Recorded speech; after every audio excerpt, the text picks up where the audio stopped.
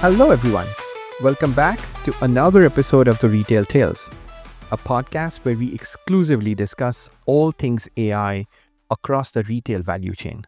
I'm Saurabh, and I'm your host for the podcast. Wherever you're listening from, your couch, your drive home from work, or maybe it's the weekend and you've decided to listen to this episode, thank you for giving this podcast a chance. I'm grateful you're here, and I hope today's episode gives you exactly what you came here for. And if this happens to be your first time tuning in, welcome to the community. I know you have endless choices of how to spend your time, whether it's music, audiobooks, or even other podcasts. So the fact that you've decided to join me here means a lot. But if you're a longtime listener, thank you for sticking with me and being part of these conversations. My hope is that every episode leaves you with at least one new insight you can take back to your team, to your business, or, even just your own way of thinking about the future of retail and AI. Today, I want to tackle something that has been making waves recently. The latest MIT report titled The State of AI in Business 2025. The report shows preliminary findings from AI implementation research from a certain project, Nanda.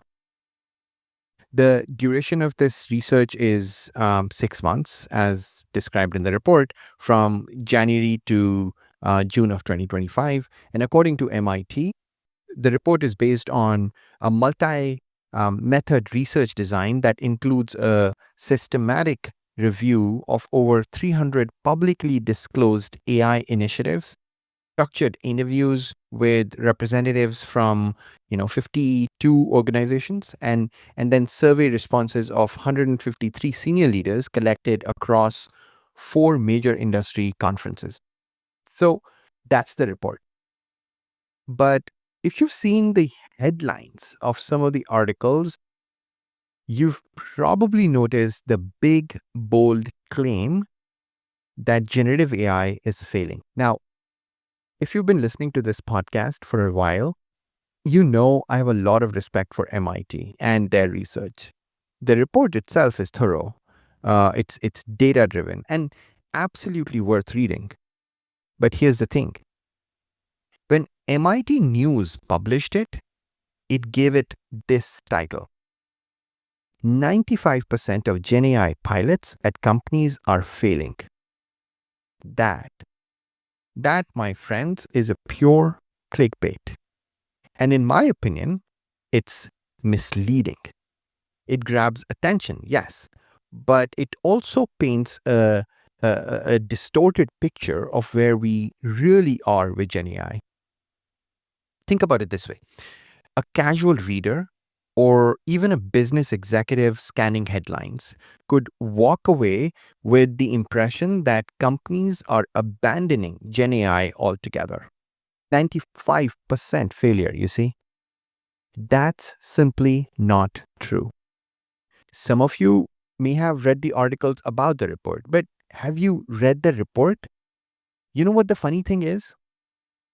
MIT News has since removed the article from their webpage. At least I could find it online. Their webpage for this report simply reads, "The requested page could not be found." But I think it's too late, because several publications, the publications like Forbes, Fortune, or Computer World, ran with that same headline, that 95% of generative AI pilots at companies are failing. The Economic Times even suggested that MIT report shattered the AI hype. But the report is not describing a collapse. It's describing a transition. Companies are encountering challenges that come with maturing any disruptive technology. And while failure makes a catchy headline, it oversimplifies the nuance that leaders need to understand. Let me let me share something with you. Just last week, I was talking to an industry leader, and he started describing how AI is a fad, and he and the claims that AI will change how we work and what we work on are completely unfounded. He cited this report and said MIT is absolutely right. Now, until this time, I hadn't read the report, but I had heard about these headlines. Anyway, I kept listening for like 5 minutes, and honestly, those 5 minutes felt like an eternity. But at the end of that passionate monologue of his on, how AI is bound to fail and how people will never adopt something like this for another 100 years. That's what he said, 100 years. I asked him if he had any proof points to back his thesis. You know what he did? He took out his phone, opened Perplexity, and asked it to summarize his thesis with data points and sources. I am really hoping that the irony of this story is not lost in you. Anyway, after hearing about this report and seeing the clickbait headlines of several articles, I had to read the report myself. Look, it's a 26-page report. So if you haven't read it, I don't blame you. But please don't fall for the headlines. If you really want to know the truth, please go and read the report yourself. But if you don't have time, let me help you. Let me peel back the nuances and break the report down for you here today. We'll talk about what the report actually says, why the quote-unquote failure narrative, misses the mark, and most importantly, what retail executives should be paying attention to as they make decisions about their AI investments. Because when it comes to retail, every word in these types of reports can influence boardroom conversations, can influence capital allocation, and even the confidence of frontline teams. Let me explain why. Let's first look at the headlines versus the reality. When you start to peel back the layers of this report, right, it doesn't actually say that generative AI is failing. What it says is many companies are struggling to move past experimentation into realizing value at scale. And that's a very, very different story. Struggling with scale is not the same as failing. It's a natural part of any major technological shift. In fact, if you study the history of transformative technologies, this exact pattern repeats again and again. Early pilots create excitement, but the hard work of integration, cultural change, and scaling across complex organizations is what slows the momentum temporarily. This is not evidence of collapse. It's an evidence of maturity curve taking shape. Think about e-commerce in early 2000s. Headlines back then were full of skepticism. Online shopping is overrated. .com bubble proves tech is a fad. The same MIT was skeptical about internet. In November of 1999, a leading MIT scientist and the UK's largest telecom company demonstrated that internet's expandability may collapse within the next 10 years. But look where we are today. Amazon isn't just a retailer. It's the infrastructure backbone for global commerce. What looked like failure at that time was actually just the learning curve of a technology still finding its footing. The skeptics were loud, but they were wrong in the long run. Walmart, Target, Best Buy, all of them initially struggled to scale online commerce, but eventually found their model. What was reported as failure was actually the friction of progress. And that friction is precisely what gave these companies the resilience to dominate later. I'll give you another example. Mobile payments. Remember the mid 2010s when reports suggested consumers weren't adopting Apple Pay or Google Wallet fast enough. Analysts framed it as a flop. Fast forward to today, and mobile payments are ubiquitous. From tap to pay in grocery stores to QR codes in restaurants. It wasn't failure. It was infrastructure and consumer behavior catching up with technology. Adoption required new partnerships between banks, retailers, and technology platforms. It needed consumer trust, which takes years to build. And today, the very same technology is part of everyday shopping behavior. The same is happening now with generative AI, and honestly, with agentic AI as well. The technology is real. The potential is massive.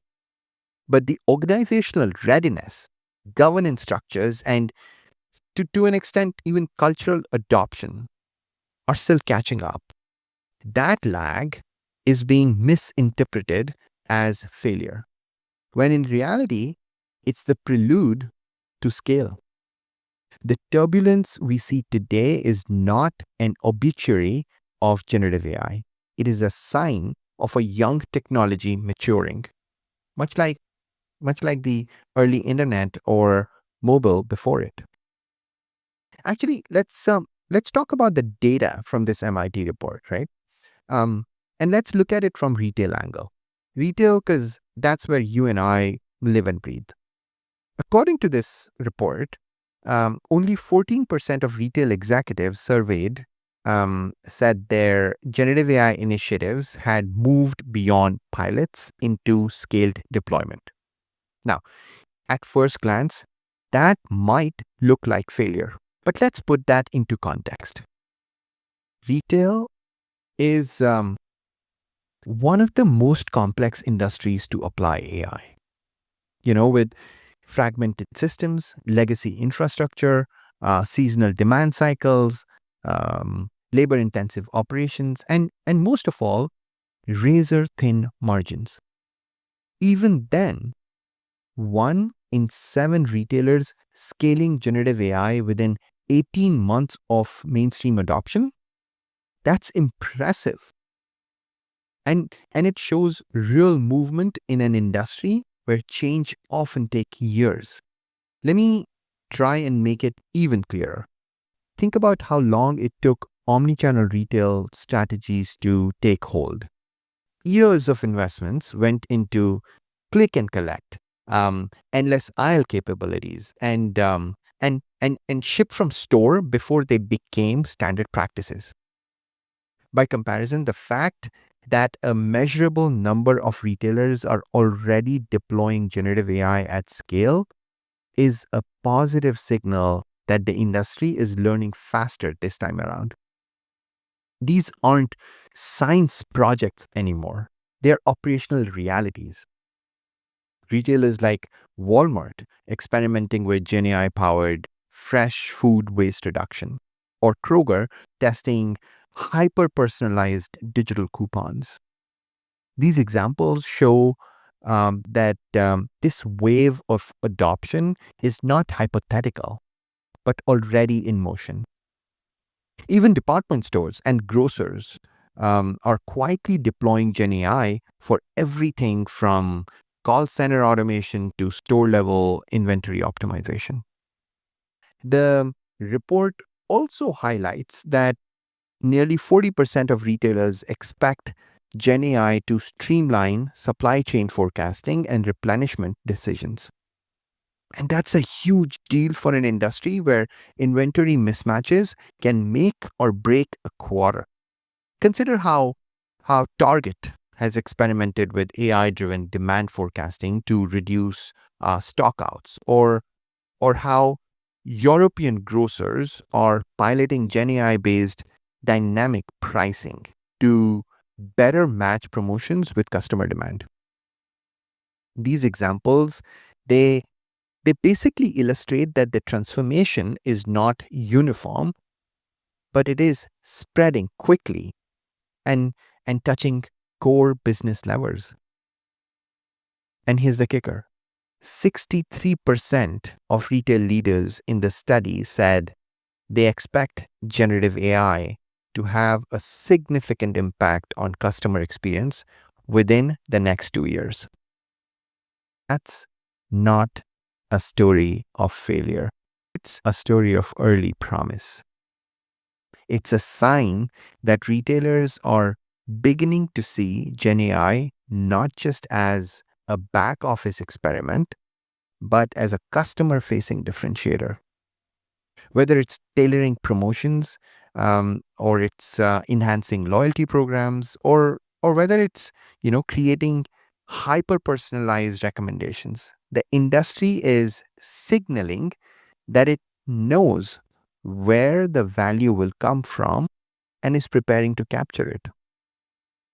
In other words, the seeds have been planted and the industry is gearing up for the harvest. And if history is any guide, those who invest through the messy middle will emerge as category leaders of tomorrow. Okay, so back to the failure narrative of the articles and why they feel wrong. Calling generative AI a failure ignores the natural trajectory of technology adoption. In fact, if you use the classic Gartner hype cycle, we are moving from the peak of inflated expectations into the trough of disillusion. That's where headlines like the generative AI divide thrive. But the real action is what comes next: the slope of enlightenment and the plateau of productivity. That's where true value is created. This framework is important because it shows us that every major innovation, from electricity to the internet to mobile commerce, goes through this very same journey. Early excitement brings unrealistic expectations, which are then tempered by the practical challenges of scaling. The dip in enthusiasm is not the end of the story, it's the bridge to sustainable value. And let me tell you, in retail, we're already seeing early signs of that plateau forming. Think of personalization at scale, AI-driven supply chain forecasting. Think of virtual store design or automated product copywriting, or think of customer service chatbots. These are not failures.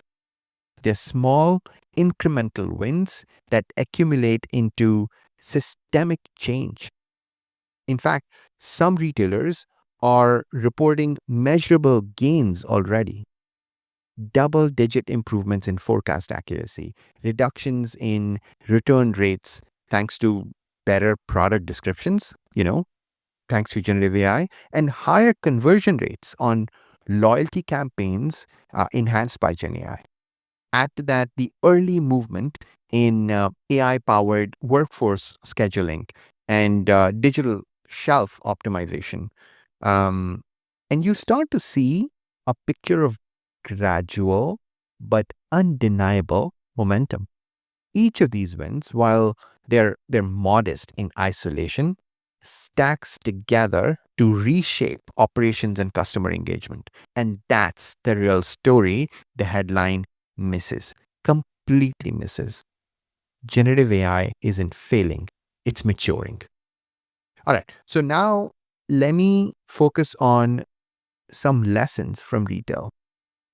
How winners are driving a change, according to the report, the 5%, versus how laggards need to catch up. So the report highlights a divide. It says some retailers are experimenting without structure, while others are building governance and scaling deliberately. The former look like they are floundering. The latter are quietly compounding value, building repeatable processes, and creating institutional muscle memory that will pay off over time. Take Abercrombie and Fitch, which I've mentioned in the past episodes as well.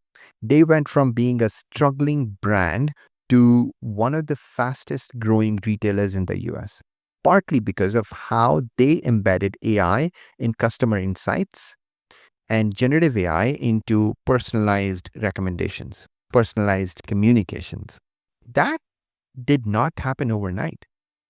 It was a result of clear governance, strong leadership commitment, and a willingness to align AI use cases directly with customer value. On the flip side, there are other Fortune 500 retailers still failing to get their inventory systems to talk to their e-commerce platforms. For them, GenAI looks like a distraction, something flashy out there, something that is layered on top of shaky foundations. But the problem isn't the technology, it's the execution. And more specifically, it's the execution without structure or discipline. This MIT report actually underscores this. It says the biggest barriers to GenAI value are not technical, they're organizational. Lack of governance, lack of clarity on ROI, lack of integration across core systems. That's not failure. That's a leadership challenge. It's the difference between chasing demos and building durable capabilities, between short-term experiments and long-term transformation. And the retailers who treat governance, data integration, and ROI measurement as strategic imperatives will be the ones to cross the finish line while others risk running in circles. This report also speaks to a question which several retail executives seem to have been asking for the better part of the last 2 years. The question of whether companies should build GenAI capabilities internally or partner with external vendors. And the report findings are quite revealing for retailers. According to this report, internal custom builds reached full deployment only about one-third of the time, while vendor partnerships or purchase solutions had nearly double that success rate. Now, for retailers, I think it should be clear enough that trying to engineer everything from scratch, often, by the way, on top of legacy tech stacks, it's a risky and expensive path. In contrast, engaging specialized vendors with retail-ready GenAI solutions can accelerate time to value. It can reduce total cost of ownership, and it can also ensure better alignment with outcome-based operational workflows. I also read in the report about how some retailers wasted millions building bespoke models, only to see them outdated by newer, off-the-shelf offerings within months, while others who partnered with niche vendors in areas like supply chain forecasting, dynamic pricing, or personalized marketing were able to show measurable ROI within a single quarter. To me, the lesson here is clear. While there may be a few strategic areas worth building in-house, for most use cases, retailers gain a stronger return, a faster return by leaning on proven vendor expertise, by pushing those vendors to continuously adapt, and by treating them less like software suppliers and more like long-term business partners accountable for measurable outcomes and operational improvements. All right, so I've talked a lot about the report and what I read in it. But if you're a retail executive, let's talk about what you should take away from this episode, but more importantly, from the report itself. So here are 3 key takeaways from the MIT report. It's beyond the clickbait titles of some of the published articles, beyond the GenAI divide, and beyond the generalized version of the report. Because look, I'm gonna try to make these as practical and relatable to retail world as possible. So number 1, don't confuse slow progress with failure. If you're struggling to scale GenAI, you're not alone. In fact, you're right on schedule in the broader adoption curve.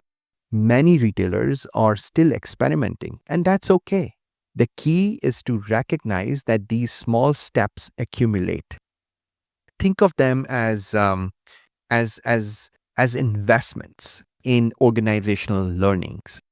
Even if pilots don't scale immediately, they're building capabilities from data and AI literacy to workforce comfort with AI, and that will pay off when the timing is right. And another important takeaway should be that retailers should focus more on buying and partnering with proven vendors rather than trying to build everything on their own from scratch. The odds of success, the speed to value, and the ability to scale increase dramatically when retailers choose strong partnerships over solo engineering efforts. Number two, execution beats experimentation. The companies moving ahead are the ones building AI governance, integrating AI into existing systems, and tying use cases directly to business value, not those that are chasing shiny demos. In practice, this means aligning AI initiatives with key financial metrics, customer KPIs, and supply chain outcomes. It means establishing processes so that every successful pilot has a path to scale, not just a proof of concept. And it means building cross functional collaboration so functions like IT, marketing, finance, e commerce, supply chain, all of them are rowing in the same direction. Retailers who embed AI into existing workflows rather than treat it as a side project are the ones creating sustainable results. And number three, focus on customer value, not the hype. Retail is about winning hearts, minds, and wallets. GenAI is a means to deliver better personalization, smarter supply chains, and richer experiences for the customers. Keep your eyes there, and the ROI will follow. That could mean creating highly personalized promotions that drive basket size. It could mean using AI to predict returns and reduce reverse logistics cost. Or it could also mean offering digital concierges that elevate customer experience or customer service. The common thread is simple. When you design for the customer, the economics take care of themselves. In short, treat GenAI as a journey. It's not about chasing headlines, but about laying bricks, one use case at a time, in service of long-term customer and shareholder value. All right, so as I inch closer to wrapping up this episode, I'm going to ask you all the same question again with which I began this episode. Is generative AI failing?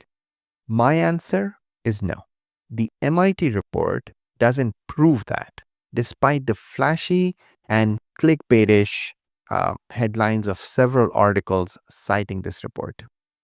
What the report does show is that we are in the messy middle, a time when the gap between hype and reality feels wide. But this is not failure, it's transition.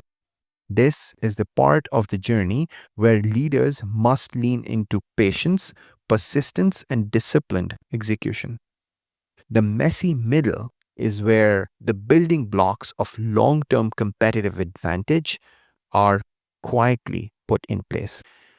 For retail executives, the challenge is not to let these headlines dictate your strategy. Instead, read the underlying data, in this case, the report. Look at your peers and focus on execution. This means asking the harder questions. How are we integrating GenAI into core systems? What governance models are we putting in place? Are we building the workforce capabilities to sustain AI transformation over the next 5 years? These are the areas where real value will be won or lost. And a point worth remembering is that the retailers that navigate this period with clarity and discipline will not just survive, they will redefine customer expectations for the entire industry. So, if I were you, I think about it this way.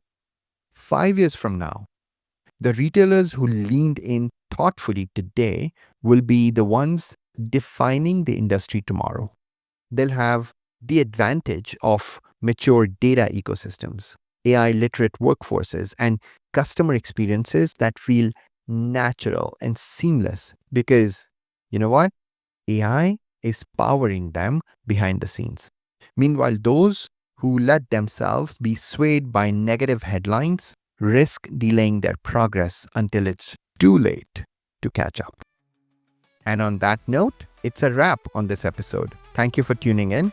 I'll link the actual MIT report in the show notes so you can dig into the details yourself if you have time.